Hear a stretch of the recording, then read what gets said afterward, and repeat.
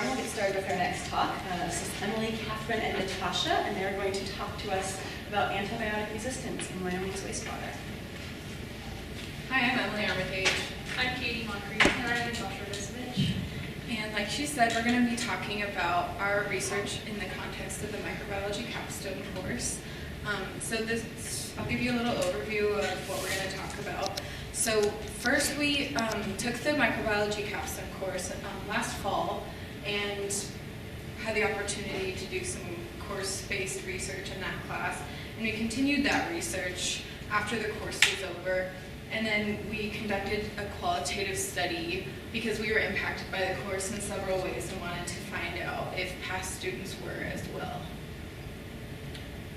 So first, we'll tell you about what the microbiology capstone course is in general. So it's a semester-long research-based course taught by Rachel Watson and Gerard Andrews. And we were paired with a community partner to try to solve a problem in the community using the microbiology skills that we had learned up till now in our academic career. So it's a problem-based learning course, and our project was to work with the Wyoming Medication Donation Program. So that program is only a couple years old, and it has the goal to reduce medication waste by taking unused medications that Wyoming residents donate and either responsibly incinerate them or recycle them to low-income people in the state who couldn't afford those medications otherwise. So as Emily said, we worked with this program, and they provided us with a whole list of preliminary data, and it showed us all the counties in the state that participated and that don't participate in this program, but just because of time and resources, we chose 6, 3 that do and 3 that don't. And then with this preliminary data, we also were able to design, if you want to go to the next slide, this sort of schematic diagram, which is like the fates of antibiotics if you're prescribed them and what you can do. So you can kind of follow it along. You get your prescription, you can either use it all, like you're supposed to, or you can not use it all, and you can either get rid of it in the wrong way, like flushing it down the toilet, or you can donate it to the WMDP and they'll either incinerate it or redistribute it. So if you follow this along, you can kind of see how if it goes into the water, it can provide the selective pressure that bacteria can use to their advantage to develop antibiotic resistance, which is what we were looking at.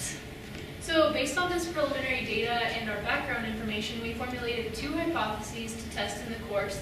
Our first one was that counties that do not donate to the Wyoming Medication Donation Program will have higher levels of antibiotic-resistant bacteria in their wastewater. And our second hypothesis was that there will be a more extensive antibiotic-resistant profile from isolates that were pulled from these counties that don't donate to the WMDP. So in order to address our hypotheses and our question of whether the WMDP has an impact on Wyoming's environment, we did a few different things. So first we obtained wastewater samples from the 6 counties of interest. Again, 3 that participate in the medication donation program and 3 that don't. And we diluted and plated that influent wastewater on a sort of non-selective media so that as much bacteria as possible could grow. And then we replica plated that initial growth to isolate gram-negative lactose fermenting coliforms.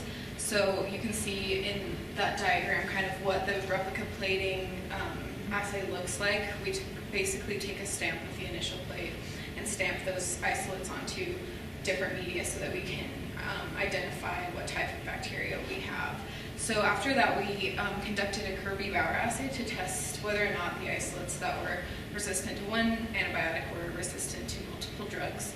And then we collaborated with the Bisha lab to isolate and to identify the antibiotic-resistant isolates with MALDI-TOF.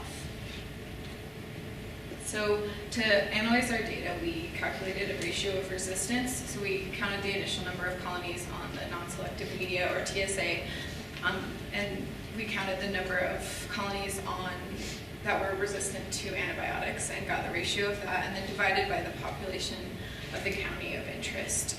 And from there, we got the ratio of antibiotic-resistant bacteria per person. And from there, we did a statistical significance test called the 2A ANOVA using a program called GraphPad Prism to determine the significance of our data.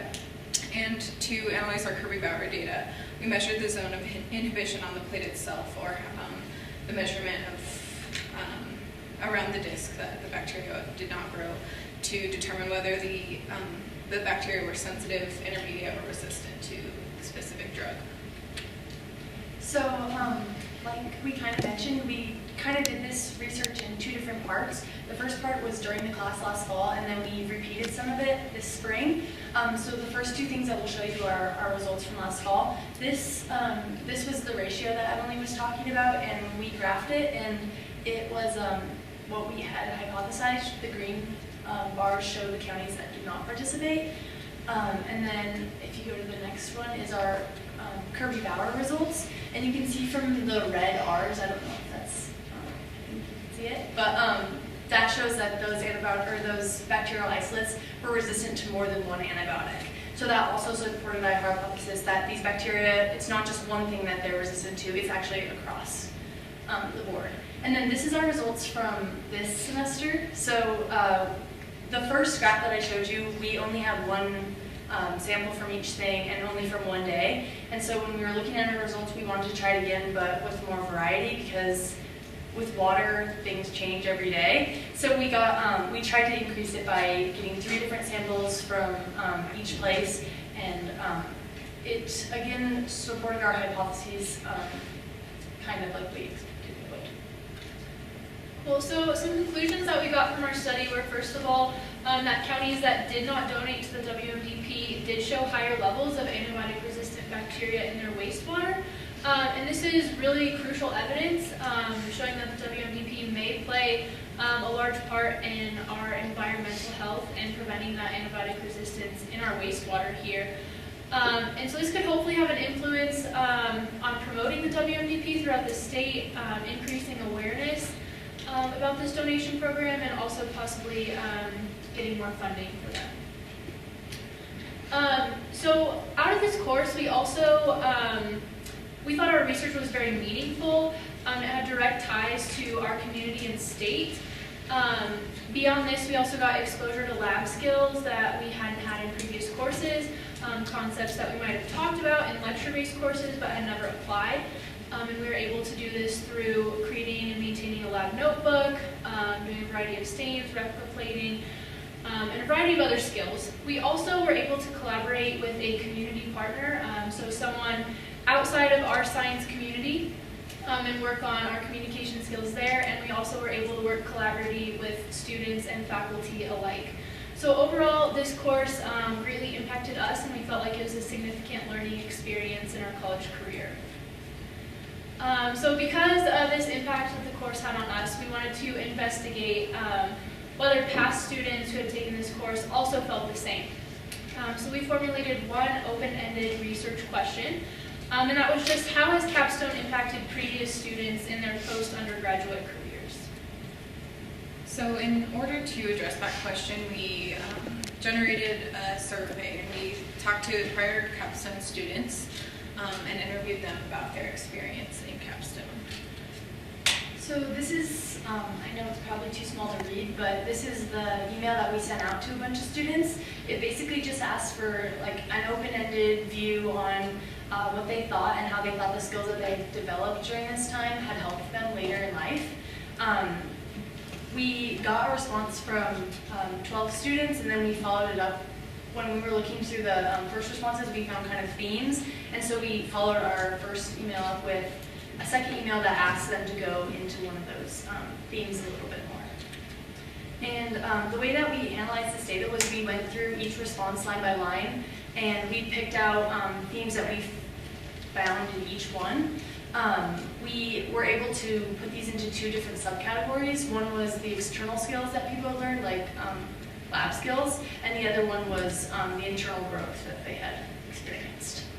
So this was really awesome to see. So like Natasha said, we did see that participants explained that they had developed both skills and some sort of internal growth. So under that skills category, we saw that people emphasized that their teamwork skills improved. They felt that they had greater professional success. They developed skills for interviews and other things that they could take to a job. And they also showed increased problem-solving skills, so the ability to work through something even if you fail. As far as internal growth goes, participants also mentioned the development of a growth mindset, which is also the ability to overcome failure, realize that that's not permanent, and to work through challenges. They also said that they displayed increased confidence, and they also thought that this course helped humanize science in a way that made them look at their projects through a lens of empathy and understanding. So in conclusion, we thought that this course was very impactful to us, and students who had taken the course also felt the same. We think that this course has been integral to the development of all participants, and that this could be something that could be implemented across all STEM fields. Courses like this could really help UW graduates succeed in their professional and personal lives. Yes, we would like to thank everyone who was part of the microbiology capstone course and who supported us through our research process, including Rachel, Dr. Andrews, John Wilford, Holly Steinkraus, and the microbiology department in general. Thank you.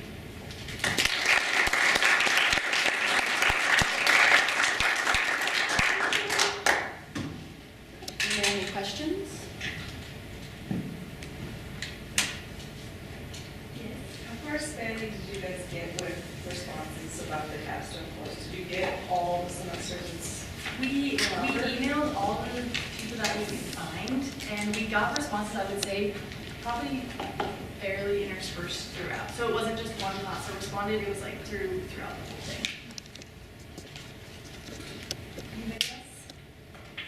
Yeah?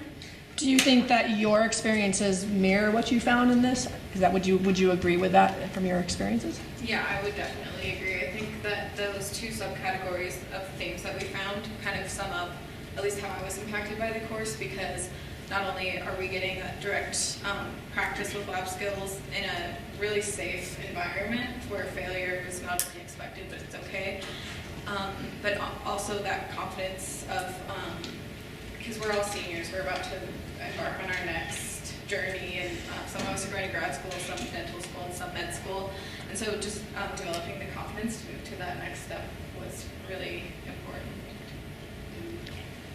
What's something that you would change about the class? Like to improve on? I wish, we talked about this a lot when we were in the class. It would be really nice if it could be a whole year, because anybody who's worked in research knows like you can't even scratch the surface of a semester, which is what made us want to go on with it. If it was a whole year and people could spend like the first half maybe like developing the question and then the second half doing all that work, I think that you could answer like some really deep questions, scientific questions.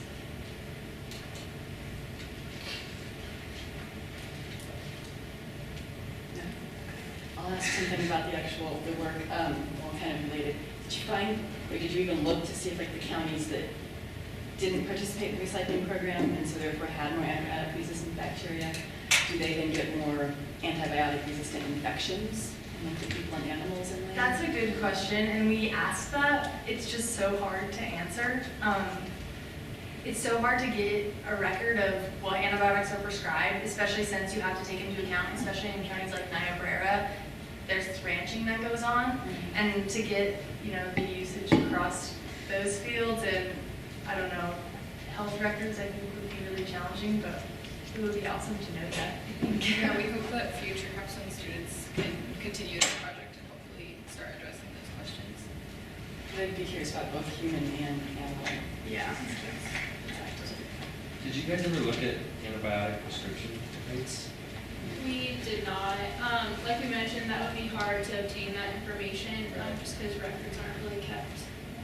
And one thing that we talked about is just like the population variety between these counties. I don't know, it would be really interesting to look at that, but I don't know what it would tell us because obviously places like Laramie or Cheyenne are being prescribed more than places like, I don't know, Pinedale or I would think, I guess, based just on population. So that would be interesting.